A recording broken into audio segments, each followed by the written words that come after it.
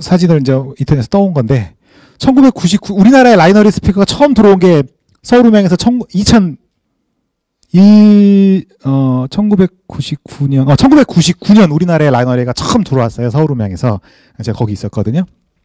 네.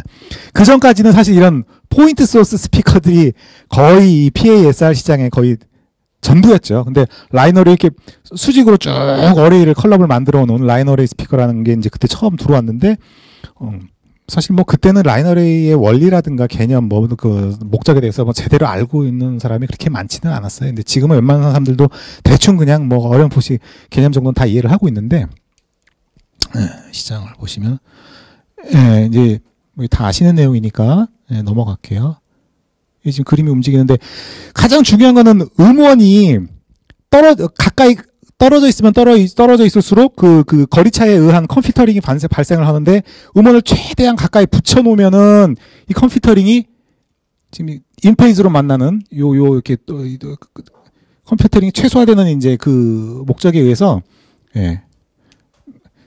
두 개 동이상으로 만날 때는 이제 맥시멈 인페이즈로 레벨이 서밍이 되겠죠. 근데 두 개가 아웃 오브 페이즈로 이제 서로 위상이 역으로 만나게 되면은 이렇게 이론상으로는 인터퍼런스로 이렇게 캔슬레이션이 되고 결국 이런 부분들이 이제 다 이렇게 사이드 러브로 이렇게 왜곡이 생기게 되는 건데 결국 이런 것들을 방지하기 위해서는 그 스피커하고 스피커 사이 음원의 거리가 최대한 가까워야 되는 이제 요구 조건이 생기게 되는 거죠.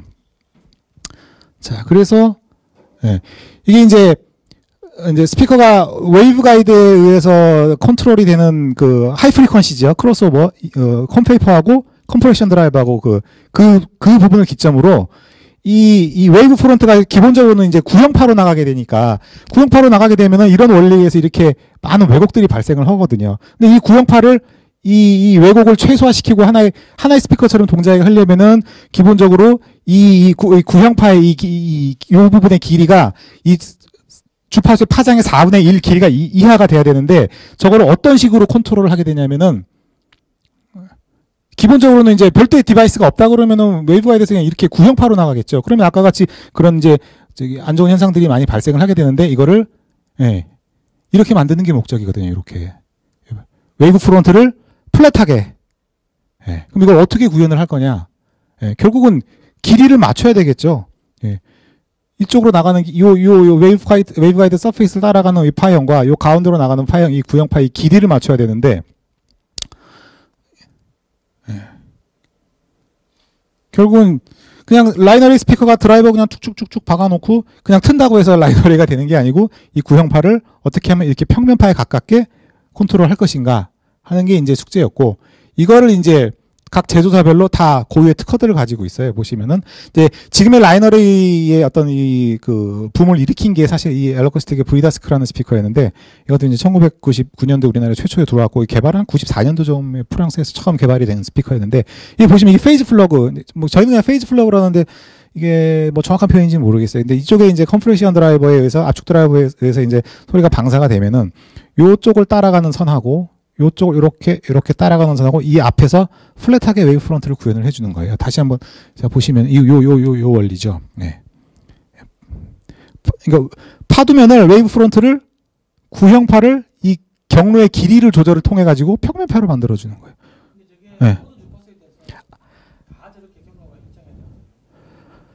일단은 컴프레션 드라이버 보통 뭐 예를 들어서 크로스오버가 1.5든 뭐 2든 제품마다 이제 뭐 다 다르겠지만은 그 이상의 주파수에 대해서는 저기서 재생되는 주파수는 다 저렇게 동일하게 나오지 않을까요?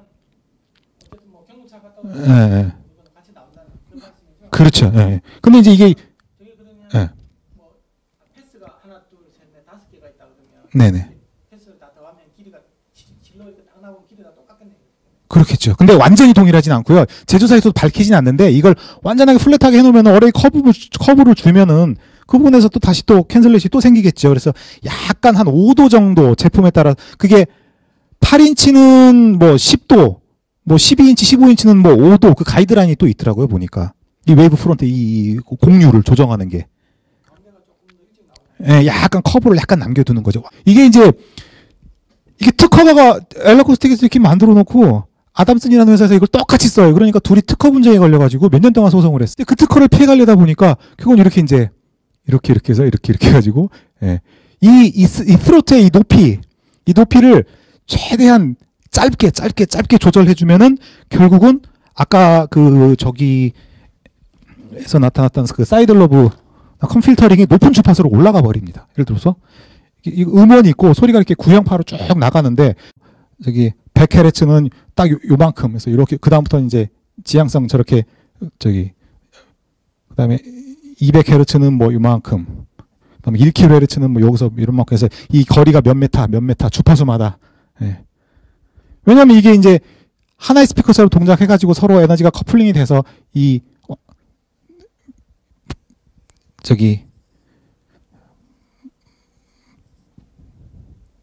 길이가 4배 이상이 돼야 되거든, 주파수에. 그러니까 100Hz다 그러면은 100Hz가 3.4m면 12m, 3, 4, 12m. 이 어레이 길이가 12m가 될 때 저러한 이 조건을 충족한다. 그렇게 가정을 하고 있어요. 그러다 보니까 이제 당연히 이게 스피커가 12m가 되려면은 이 어레이 길이가 어마어마해져야 되는데 그러면 100Hz 이하 뭐 50, 40, 30Hz까지 저런 형태를 저런 방사 패턴을 조건을 충족하려면은 그 주파수 파장의 길이의 4배가 돼야 된다라고 규정하고 있거든요. 예. 그러니까 이제 그거를 태클을 거니까 결국은 스피커가 이 모델 무슨 모델 몇 통일 때 이게 뭐 8통인가 12통인가 있을 거예요. 그때 이게 이 조건을 저 방사 패턴을 조건을 충족하는 게 여기서부터 몇 메타 이렇게 나와 있어요. 그렇죠.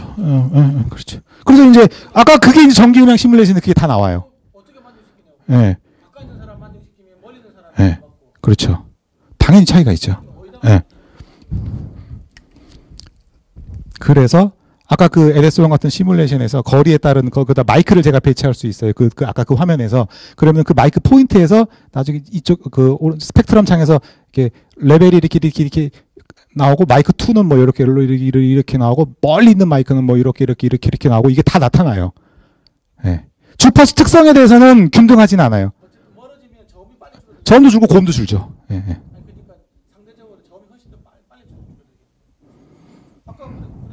네.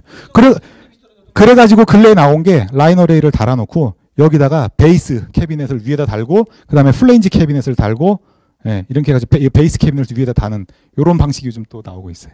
이 베이스를 여기서 빔으로 멀리 보내려고 최대한 장거리로. 근데 이제 이렇게 저는 이 방식이 또 문제가 있는 게 이렇게 되면은 이 베이스 캐비넷하고 여기 서브우퍼하고의 크로스오버 주파수에서 이 거리차 때문에 또 컴필터링이 생길 것 같은데 왜곡이 커플링이 안 될 것 같은데 매칭이 뭐 저렇게 쓰더라고요 지금 보니까. 우퍼를 좀 지향성으로 만들어주면 되겠네요. 우퍼는 뒤에 또 이제 얘기가 나오는데,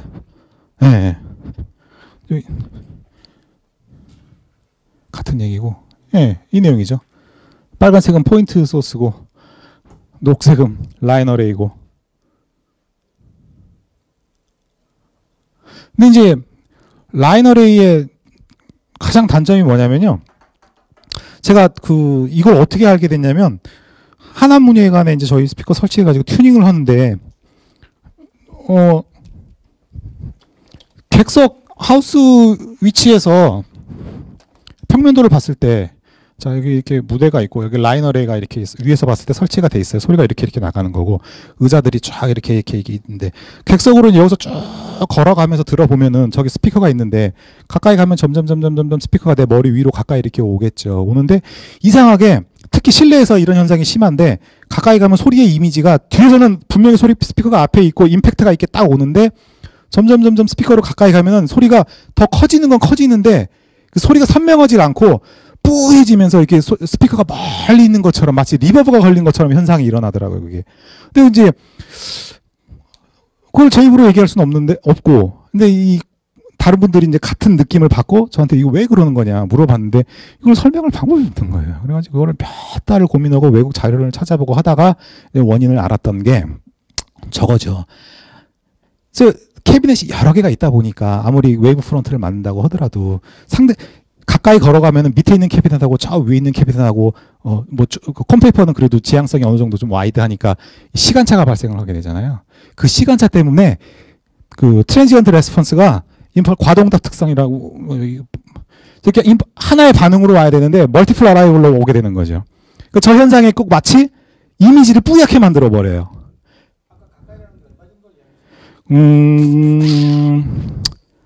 한 5m, 10m에서 5m, 10m 사이? 예. 라이너리는 한 5m, 6m 됐을까요? 그래가지고 저런 현상 때문에 스피커를 일반인들은 좀 높이 다르라고 멋있게 각도 쫙 꺾어가지고 얘기하는데 완전 그렇게 되면 소리가 망가져요. 예. 그래서 저는 스피커를 7m 이상 가능하면 안 올려요. 탑 캐비넷 높이가. 그리고 설령 이게 뭐 동일한 타임으로 뭐 각도 꺾어서 동일한 타임으로 온다고 하더라도 이게 앞에 있는 사람이 시선은 무대를 바라보고 있는데 소리는 정수리에서 내려온단 말이죠. 이게 매칭이 안 돼요. 되게 어색해요. 그래서 이제 다운필 스피커 버텀 캐비넷들은 이제 아까 저런 문제들을 하고 이미지 문제 이런 문제들 때문에 상당히 이 프론트 쪽에 전기음향상에서 커버리지는 들어와 있다고 나오고 SPL도 충분히 똑같다고 나와 있는데도 불구하고 실제 가서 들어보면 느낌이 다른 거죠. 그래서 그럴 때는 이제 뭐 프론트 필 스피커를 배치를 해가지고 다운필 이미지를 얘를 흐린 이미지를 이제 얘 쪽을 좀 보강을 해주죠. 타임 딜레이를 맞춰가지고 아까 AS1에서 이제 설명을 해야 되는데 이 한 통의 HF 컴프레션 드라이버의 이 지향성은 보통 5도에서 10도예요. 근데 콤페이퍼는 웨이브가 없이 그냥 그 자체의 그냥 내추럴한 방사 특성대로 다 나가는 거니까 회절도 이루어지고 막 이루어지겠죠. 그러다 보니까 어레이가 길어지면 길어질수록 또 어떤 문제가 생기냐면은 이 로우 프리퀀시 드라이버들 간의 드라이버 에너지가 서로 이제 커플링이 될 거예요. 에너지가 서로 에너지가 결합이 되니까 이게 이제 주파수 특성이 이렇게 봐서 로우에서 뭐 이렇게 나왔다고 치면은 이 어레이가 길어지면 길어질수록 이 중저역 대역에서 이렇게 부스팅이 됩니다. 이렇게. 근데 이게 야외에서 들으면은 괜찮아요. 반사가 없고 리플렉션이 없으면 그냥 댐핑으로 딱 이렇게 타이트하게 펀치감 있게 오는데 실내로 들어가면 이게 아주 쥐약이거든요. 그래가지고 이제 저음 막 실내에서 반사가 치고 막 하기 때문에 저 대역이 되게 부담스럽게 들려요. 그래서 이제 아까 리얼타임으로 이제 이런 듀얼 FT로 저걸 계속 모니터링을 하는 거죠. 이 경향을 어떻게 이게 올라가고 있는지. 그래서 이제 어레이 EQ라는 파라메타가 있어요. 넥소에는 어레이 EQ라고 그러고 DMB에는 CPL, 커플링의 약자 CPL이라는 파라메타가 있고 그다음에 이제 엘러커스틱에는 어레이 모핑이라는 파라메타가 있는데 다 같은 거예요. 이 전체에 대해서 그냥 쉘빙 타입으로 이거를 한 뭐 1K나 뭐 딱 고정된 주파수에서 이 전체를 그대로 이렇게 쫙 깎아버려요. 깎아버려요. 그러면 굉장히 아주 소리가 선명해져요. 근데 장르에 따라 그거는 이제 이 정도는 뭐 넥소의 뭐 8인치 라이너레이 GOS8 같은 경우는 뭐 6통을 기본으로 6통보다 늘어나면은 줄이고 6통보다 작으면 늘려라. 뭐 이렇게 이제 얘기를 하는 경우도 있는데 그건 뭐 딱히 단정지어서 얘기할 수는 없는 부분인 거고 상황에 따라 다르고 음악 장르에 따라 다르고 뭐 그러기 때문에. 그래서 이제 이 라이너레이 라이너레이는 그리고 이 한 통은 기본적으로 우리가 상식적으로 생각해 볼 때 폰토스는 그냥 이렇게 플랫하게 하다라고 가정을 하고 이제 스펙에 나와 있잖아요. 근데 라이너레이는 기본적으로 이렇게 해가지고 8K부터 이렇게 부스팅해 놔요. 다. 모든 한 통. 아니, 포인트 소스는 혼에 의한 어쿠스틱 임피던스 매칭을 시키잖아요. 근데 라이너리는 어쿠스틱 임피던스 매칭의 개념이 굉장히 취약하죠. 그냥 페이즈 플러그에서 공률만 맞춘 다음에 거기서 바로 그냥 확 방사돼 버리니까 직진성이 떨어지는 거예요. 임피던스 매칭이 안 되는 거. 어쿠스틱 임피던스 매칭이. 효율이 안 좋으니까. 그래서 이렇게 부스팅 해놔요. 그리고 수직 지향각 좁으니까 뭐 이거 혼 간의 커플링에 의한 효과도 뭐 별로 없고. 그래서 한 통의 스피커 특성은 다 이래요. 근데 이걸 모르고 우리나라에서 쓰리웨이 그거 하나의 라이너리 캡이네. 요거 이제 이렇게 보면 요 한 통의 라이너리 HF 특성이 한 6dB에서 한 12dB 정도, 8dB에서 한 12dB 정도는 다 부스팅을 해놔요. 이게 보통 여기가 한 8K 정도, 8에서 한 12K 정도. 끝은 이제 뭐 다 컷오프 돼 있죠. 20에서 대부분. 한 16, 18까지는 나오는데 20까지는 찍어보면 저도 귀로 들으면 18까지는 들리는데 19, 20은 저도 안 들려요. 저렇게 특성이 저렇게 만들어져 있어요. 그리고 로우 프리퀀시는 길이에 따라서 이 커플링이 다 다르니까 결국은 그래서 아까 처음에 설명드렸다시피 라이너레이는 사용자가 다시 한번 만드는 스피커다라는 거죠. 그냥 갖다가 걸어놓는다고 되는 게 아니고. 이게 좀 그러니까 저런 기본적인 부분들을 좀 이해를 하고 써야 되는 부분이에요, 사실. 라이브에서 쓸 때도. 그리고 뭐 회절 특성들은 다 아시는 내용이니까. 이제 지향성 서브우퍼 얘기를 좀 해볼게요. 이제 지향성 컨트롤 하는 게 지금 요즘 서브우퍼에서 지향성 우퍼가 지금 대세인데 거의 지금 크게는 이제 엔드파이어 방식하고 그레디언트 방식이 있는데, 자 잠깐 설명을 드리면은, 이제 제조사에서 말하기를, 저는 솔직히 야외에서는 지향성 우퍼를 별로 추천하진 않고, 야외에서는 그냥 전통적인 방식의 그냥 옴니 우퍼를 추천하는데, 실내에서는 스테이지가 있으면은 스테이지 보통 좌우 옆이나 바닥에 이제 저 앞에 바닥에 우퍼가 사용되는데, 우퍼는 저주파는 회절 특성 때문에 뭐 우리는 우퍼 앞에 드라이버 보고 있으면 당연히 소리가 나한테 온다고 생각하지만 그와 거의 유사한 레벨의 에너지가 옆으로 뒤로도 다 가고 있단 말이죠. 그러면 그 소리가 무대에 있는 뭐 기타용 수음 마이크, 베이스용 수음 마이크, 뭐 보컬 마이크 이거 다 들어가는 거예요. 그럼 모니터 믹싱하는 사람이 굉장히 불편하겠죠. 그래서 그 소리가 또 메인 피해로도 나가는 거고, 또 중요한 건 뭐냐면 그 소리가 뒷벽 치고 앞벽 치고 나가면서 룸 모드를 만들어 버리는 거죠. 그러니까 소리의 지향성을 프론트 쪽으로만 나가게 만들어주면 룸 모드를 그래도 조금이나마 최소화할 수 있는 장점이 있는 거죠. 네, 그렇죠. 일단 제조사에서 얘기하는 룸 모드하고, 예, 그리고 아까 다른 메인 PA도 덜 영향을 미칠 거고, 예. 근데 이제 여기에도 또 많은 좀 제약 조건이 좀 따라요. 자, 이제 보시면은 간단하게 설명을 드리면은, 거의 이 방식을 넥서스에서 많이 쓰고 있는데, 일단 프론트 드라이버하고 리어 드라이버하고 그 특정한 어떤 임의의 주파수, 예를 들어서 100Hz라 그러면은 100Hz의 4분의 1 파장만큼 이 센터 투 센터의 거리를 물리적으로 떨어뜨려 놔요. 그래서 드라이버가 앞에 있고 뒤에 있고, 예.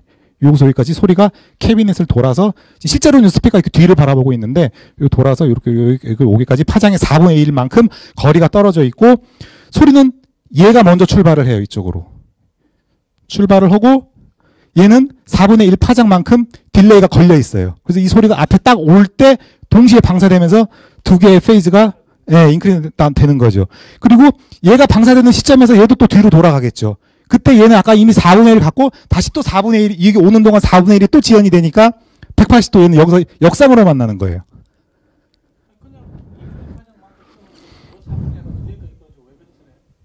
캐비넷 용적이 있잖아요. 용적에 또 제한이 있으니까 어느 정도 필요 용적이 있을 거고, 예. 그러니까 만약에 이 방식도 있고 좀 다른 방식도 있는데, 이건 이제 드라이버를 앞뒤로 놓은 거고, 전통적인 우퍼같이 이렇게 드라이버가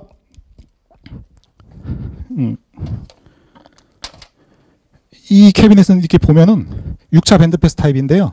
이 안에서 이렇게 격벽으로 이렇게 나눠져 있어요. 그래서 두 개의 챔버예요, 실제적으로는 완전히. 그래서 6차 밴드 패스니까 여기 또 안에 드라이버 있어가지고 이쪽 포트 있고 여기 포트 있고, 또 이쪽 안에 드라이버 있어가지고 이쪽 챔버 있고 밑에 챔버 있고, 그래서 이쪽으로 돌아오는 요 시간하고 이쪽으로 돌아오는 요 시간하고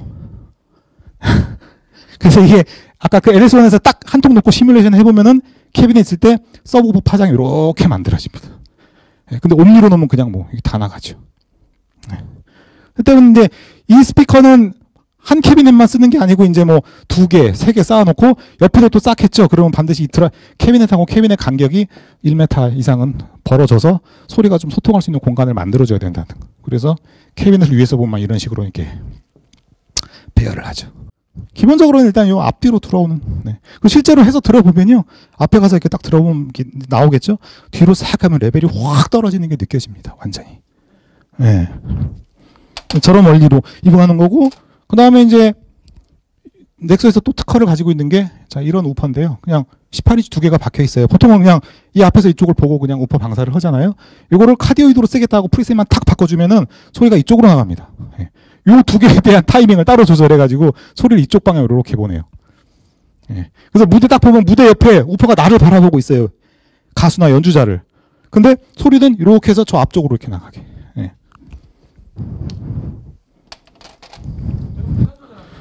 위상으로 컨트롤 해가지고 프론트하고 리어를 상쇄시키는 거죠. 이건 똑같은 방식인데 이제 얘는 그 거꾸로 여기 역상이 걸려 있고 소리는 프론트에서 먼저 출발을 하는 거죠.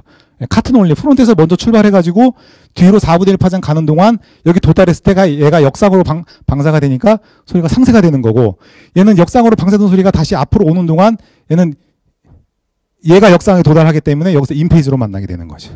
이게 실제로는 지금 드라이버가 어차피 이 저주파는 무지향이기 때문에 이쪽으로 보나 이쪽으로 보나 사실 그거는 별로 지금 여기서는 중요하진 않아요. 캐비넷이라는 장애물을 돌아서 가는 거기 때문에. 예. 그래서 만약에 저렇게 이런 것 같이 독립적인 그 완전한 그 하나의 캐비넷에서 그 지향성을 구현할 수 있게 만들어진 캐비넷이 아닌 경우 일반 유저들은 이제 방금 말씀하신 것처럼 우퍼를 여기다 하나 배치하고 또 하나 배치하고 이쪽 바라보고 이것도 이쪽 바라보게 놉니다. 그래 저런 식으로. 그래가지고 요 거리를 잘 조정을 해가지고 요거와 요 거리를 조정하고 저 딜레이하고 위상 조절해가지고 소리를 이렇게 앞으로 나가게 만들죠. 예. 물리적으로 떨어뜨려가지고 거리를 만큼. 저렇게도 해요. 예. 근데 이제 이게 제가 NS1 가지고 막 여러 가지 실험을 해봤는데 똑같은 드라이버 두 개가 들어간 그냥 일반적인 전통적인 방식의 우퍼하고 그거를 저렇게 하나는 백프론트 넣어가지고 이렇게 카디오이드로 만든 우퍼하고 효율을 비교를 해보면은 그냥 무제한으로 나가는 스피커가 훨씬 세요. 음압이 한 1. 예, 당연히 세요. 예. 에너지를 효율은 떨어지죠. 예. 그러니까 이제 야외에서는 사실 뭐 반사에 대해서 그렇게 뭐 고려할 부분이 없는데, 그 야외에서 저런 카디오이드를 쓰는 게 무슨 의미가 있냐라는 거예요. 그래서 야외에서는 가능하면 카디오이드를 저는 이제 추천하지를 않죠. 근데 실내에서는 뭐 예전에 뭐 카디오이드 없을 때도 다 썼는데 굳이 뭐 조금이라도 뭐 음향 건축 음향의 특성을 조금이라도 개선시키겠다 영향을 그렇다고 하면 이제 저런 방 디자인을 해볼 수 있는 거죠. 근데 지금 그 HF 쪽에서도 저렇게 지향성 컨트롤을 그냥 스트레이트로 어레이를 만들어 놓고 다운 스티어링 컨트롤하는 기술이 있는 것 같아요. 근데 제가 아직 찾아오진 못했어요. EAW에서 지금 그 에냐라는 스피커가 나왔는데, 걔는 그런 게 되는 것 같아요. EAW의 에냐라는 스피커인데 보통 저건 저주파는 파장이 기니까 프론트하고 리어 쪽에서 저런 현상이 일어나는데 고주파는 파장이 짧기 때문에 저런 컨트롤을 만들 수가 없거든요. 근데 그거를 어떻게 이제 이 캐비넷 안에서 HF 드라이버를 어떻게 그 안에 컨트롤하는 기술이 있는 것 같아서 제가 아직 페이퍼를 읽어보지는 못했는데, 그러니까 그거 제가 아직 읽어보지는 못했는데 지금 그런 제품까지 나왔다는 거죠. 아까도 말씀드렸다시피 HF 쪽은 어레이 커브를 이용해서 지향성 조절을 하거든요. 근데 그 스피커는 그냥 스트레이트로 쌓아요. 그냥 각도를 안 줘요. 스피커 캐비넷 각도가 없어요. 그럼 뭐 하늘로 날아가겠죠. 10m 공중에 해놨으면은. 근데 그걸 컴퓨터에서 어떻게 탁탁탁탁탁 뭐 매핑 존을 설정을 하고 내가 원하는 커버지 어디 딱 설정해주면은 자동으로 지가 계산을 해가지고 그 안에 이렇게 DSP가 다 내장이 돼 있어요. 스피커 안에. 그래가지고 지가 자동으로 그냥 어떻게 눈에는 보이진 않는데 그 빔 포메이션을 다운 스티어링을 딱 만들어 버려요.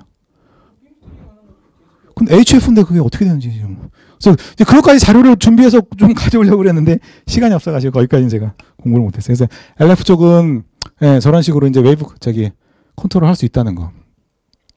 실제 보시면은 여기 있죠. 여기 프론트 여기 드라이버가 들어가 있어가지고 챔버가 하나, 둘, 셋, 네 개가 있는 거죠. 밴드 패스 6차 밴드 패스 타입으로 돼가지고 요쪽하고. 그러니까 당연히 주파수마다 파장의 길이가 다르니까 그 지향성이라는 게 그 서브우퍼 밴드위스 대역 그 안에서 전체에서 다 만들어지진 않는 거고 어떤 그 의도한 가장 크리티컬한 가장 그 센터 주파수에서 맥시멈 디렉션을 만들어내고 이제 그 위아래로 갈수록 조금씩 지향성이 넓어지죠. 얘 같은 DMB 스피커인데 얘도 18인치 2개 뒤에 하나 이렇게 있어요. 그래서 얘도 같은 원리로 다 컨트롤하는 거고요. 보시다시피 이렇게 우퍼를 이런 식으로 이제 콘서트장에서 배열을 하게 되죠. 그럼 가운데 간격을 저렇게 띄워놔야 돼요. 뒤쪽에도 당연히 공간이 있어야 되겠죠. 그러니까 저게 실내 공연장에서 설치할 때 제약을 많이 받아요. 방송국 스튜디오 가지고 우퍼 갖다 놨는데 뭐 무대 막 판넬 서 있고 무대 스테이지 막 구조물 막 서 있는데 우퍼 지향성 발휘한다고 막 옆에도 뒤에도 막 1m씩 띄워놓고 막 이렇게 하기가 쉽지 않거든요. 그다음에 현장 가보면은 막 뒤에도 리어 드라이버가 있는데 그걸 그냥 벽에다 갖다 딱 붙여놓고 무대 옆에다 갖다 딱 스피커 길이 그냥 한 가로 버티컬 호리존탈해서 그냥 전부 딱딱딱딱 붙여놓고 뭐 이렇게 되니까 좀 기능성이 많이 떨어지겠죠. 이거 이제 레이서브라고 그래가지고 얘는 4분의 1은 안 되겠죠. 파장이 더 가까운 거리만큼 그에 따른 뭐 딜레이가 더 많이 들어가 있겠죠. 그래서 해보면 실제적으로 소리가 이렇게 옴니로 나가는데 이렇게 하면 소리가 여기서 요렇게 만들어집니다. 요렇게 지향성이. 그 NS1은 세 보면 다 나와요. 평면 페이스 하나 딱 놓고 스피커 하나 딱 놓고 매핑 탁 누르면은 한 50Hz 해놓고 3분의 1 옥타브로 딱 해놓으면은 그 서브우퍼 대역에서 딱 매핑이 되거든요. 그리고 이제 서브우퍼를 버티컬로 플라잉 할 때 딜레이를 줘가지고 서브우퍼를 다운 스티어링 하는 거죠. 천정으로 서브포는 기본적으로 옴니니까 백 프론트는 지향성을 만든다고 하더라도 프론트 상에서 위아래에 대한 지향성 컨트롤은 없는 거잖아요. 근데 실내 뭐 최저 경기장 같은 데 들어가가지고 천장이 막 철판으로 돼 있고 막 이런 데 가서 서브 틀면은요 막 난리가 나는 거예요. 무슨 소리인지 알아도 서브포 같이 들리질 않고 뭐 노이즈 엄청난 소음으로 들리거든요. 그럴 경우에는 최대한 소리를 객석 오디언스 에어리어로만 다운스티어링을 해야 되니까 그것도 NS1에서 아까 다 계산이 됩니다. 그래가지고 내가 캐비넷이 지금 몇 개고 딜레이를 원 바이 원으로 인디비주얼로 딜레이를 주겠다. 다운스테링 각도를 뭐 마이너스 30도, 40도 이렇게 하겠다. 그러면 자동으로 거기서 딜레이 타임이 몇 밀리세컨드 쫙쫙쫙 계산이 자동으로 쫙 나와요. 아니면 뭐 그러려면 당연히 앰프 한 채널당 스피커 한 캐비넷씩 할당이 돼야 되겠죠. 그러면 앰프가 너무 많이 늘어나니까 비효율적이잖아요. 그러니까 그럴 때는 스피커를 두 개를 하나의 그룹으로 묶어서 두 개씩 또는 세 개씩 이렇게 그룹을 묶어주면은 그거에 따른 딜레이도 또 잡아줘요. 그렇죠. 그러니까 앰프에 여기 다 멀티 앰프 이 채널 하나에 우퍼를 3개까지인가 링크할 수 있거든요. 그럼 우퍼 3통 링크하면은 18인치 싱글일 경우에는 예, 그러면 이제 이 채널마다 딜레이가 다 들어가는 거예요. 그래서 여기 채널 1, 2, 3, 4 채널인데 우퍼가 예를 들어서 8개가 걸려 있다. 2개, 1번, 2개, 3, 4번에서 8개 걸어 놓고 NS에서 계산 딱 해주면은 마이너스 30도 다운스테어링 하겠다. 그러면은 거기서 각도가 딜레이 타임이 딱 나와요. 그거 여기다 딱딱딱 대입해주면은 소리가 다운스테어링이 되는 거죠. 예. 그러고 나서 그걸 NS1에서 다시 매핑을 해서 보면은 소리가 이렇게 밑으로 휙 빔이 꺾어지는 게 나타나요. 네, 저런 뭐 기술도 있다는 거고. 아직까지는 제가 알고 있는 부분에는 이쪽 파장이 긴 저주파 쪽에서 이렇게 컨트롤이 되는 거고 고주파 쪽에서는 아직 어떻게 됐는지는 잘 모르겠어요. 저런 식으로 캐비넷 간에 독립적으로 이제 프론트, 백 이렇게 뒤집어 가지고 역시 하는 방식도 있고요. 당연히 이제 이건 뭐 이 무대 위에다 이렇게 쌓아놓고 이쪽으로 소리가 회절되는데 이걸 뒤로 이렇게 꺾어 놓으면 안 되겠죠.